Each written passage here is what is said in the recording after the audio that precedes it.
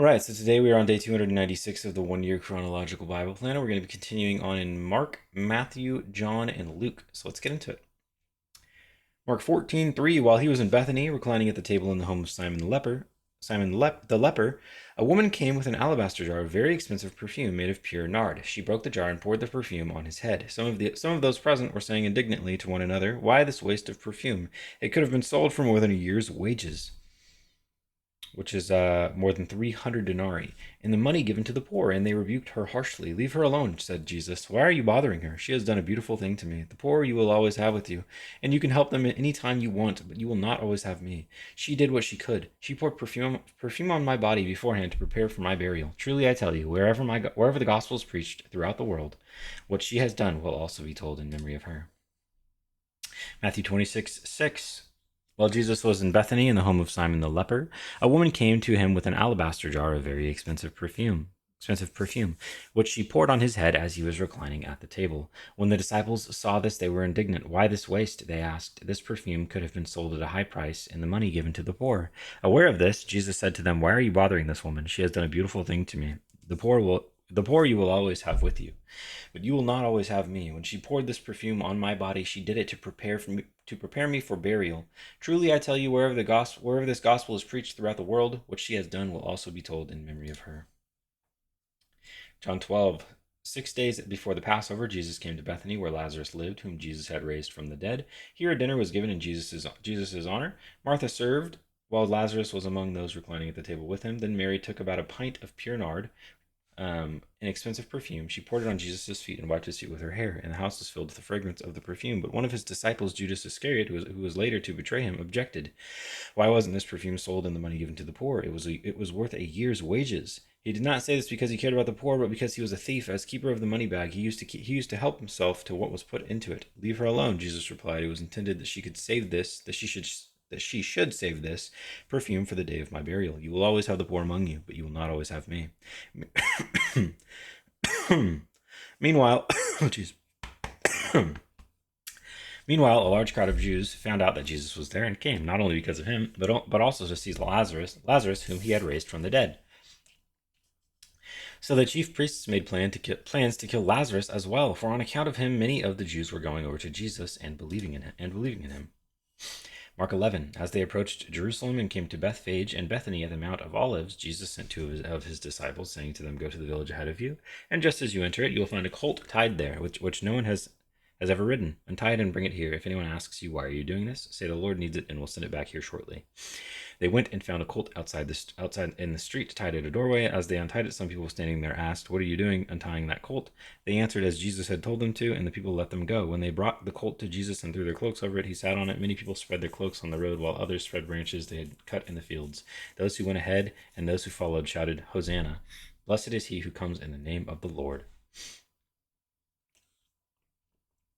Blessed is the coming kingdom of our father David. Hosanna in the highest heaven." Jesus entered Jerusalem and went into the temple courts. He looked around at everything, but since it was already late, he went out to Bethany with the 12. Matthew 21. As they approached Jerusalem and came to Bethphage on the Mount of Olives, Jesus sent two disciples, saying to them, "Go to the village ahead of you, and at once you will find a donkey tied there with her colt by her. Untie them and bring them to me. If anyone says anything to you, say that the Lord needs them, and he will send them right away." This took place to fulfill what was spoken through the prophet. "Say to daughter Zion, see, your king comes to you, gentle and riding on a donkey, and on a colt, the foal of a donkey." The disciples went and did as Jesus had instructed them. They brought the donkey and the colt and placed their cloaks on them for Jesus to sit on.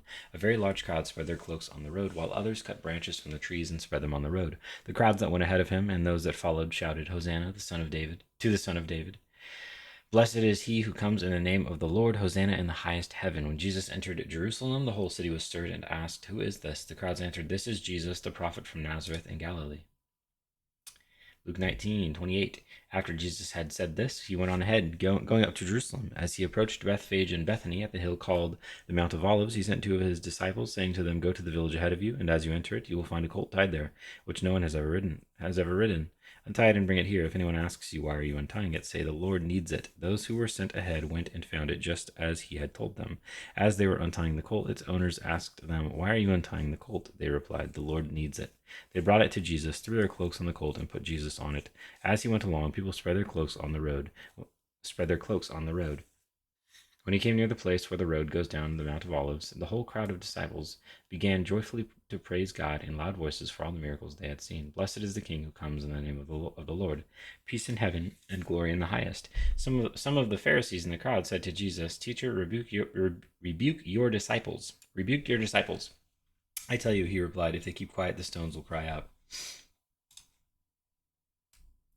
John 12:12. The next day, the great crowd that had come for the festival heard that Jesus was on his way to Jerusalem. They took palm branches and went out to meet him, shouting, Hosanna! Blessed is he who comes in the name of the Lord. Blessed is the King of Israel. Jesus found a young donkey and sat on it, as it is written, Do not be afraid, daughter Zion. See, your king is coming, seated on a donkey's colt. At first, his disciples did not understand all this. Only after Jesus was glorified did they realize that these things had been written about him and that these things had been done to him. Now the crowd that was with him, when he called Lazarus from the tomb and raised him from the dead, continued to spread the word. Many people, because they had heard that he had performed this sign went out to meet him. So the Pharisees said to one another, See, this is getting us nowhere. Look how the whole world has gone after him. Luke 19:41, as he approached Jerusalem and saw the city, he wept over it and said, If you, even you, had only known on this day what would bring you peace, but now it is hidden from your eyes. The days will come upon you when your enemies will build an embankment against you and encircle you and hem you in on every side. They will dash you to the ground, you and the children within your walls. They will not leave one stone on another, because you did not recognize the time of God's coming to you. John 12:20. Now there were some Greeks among those who went up to worship at the festival. They came to Philip, who was from Bethsaida in Galilee, with a request. Sir, they said, we would like to see Jesus. Philip went to tell Andrew. Andrew and Philip in turn told Jesus. Jesus replied, The hour has come for the Son of Man to be glorified. Very truly I tell you, unless a kernel of wheat falls to the ground and dies, it remains only a single seed. But if it dies, it produces many seeds. Anyone who loves their life will lose it, while anyone who hates their life in this world will keep it for eternal life. Whoever serves me must follow me, and where I am, my servant also will be. My Father will honor the one who serves me. Now my soul is troubled, and what shall I say? Father, save me from this hour. No, it was for this very reason I came to this hour. Father, glorify your name. Then a voice came from heaven. I have glorified it and will glorify it again. The crowd that was there and heard it said it had thundered. Others said an angel had spoken to him. Jesus said, This voice was for your benefit, not mine. Now is the time for judgment on this world. Now the prince of this world will be driven out, and I, when I am lifted up from the earth, will draw all people to myself. He said this to show the kind of death he was going to die. The crowd spoke up, We have heard from the law that the Messiah will remain forever, so how can you say the Son of Man must be lifted up? Who is this Son of Man? Then Jesus told them, You are going to have the light just a little while longer. Walk while you have the light before darkness overtakes you. Whoever walks in the dark does not know where they are going. Believe in the light while you have the light, so that you may become children of light. When he had finished speaking, Jesus left and hid himself from them. And that is day 296.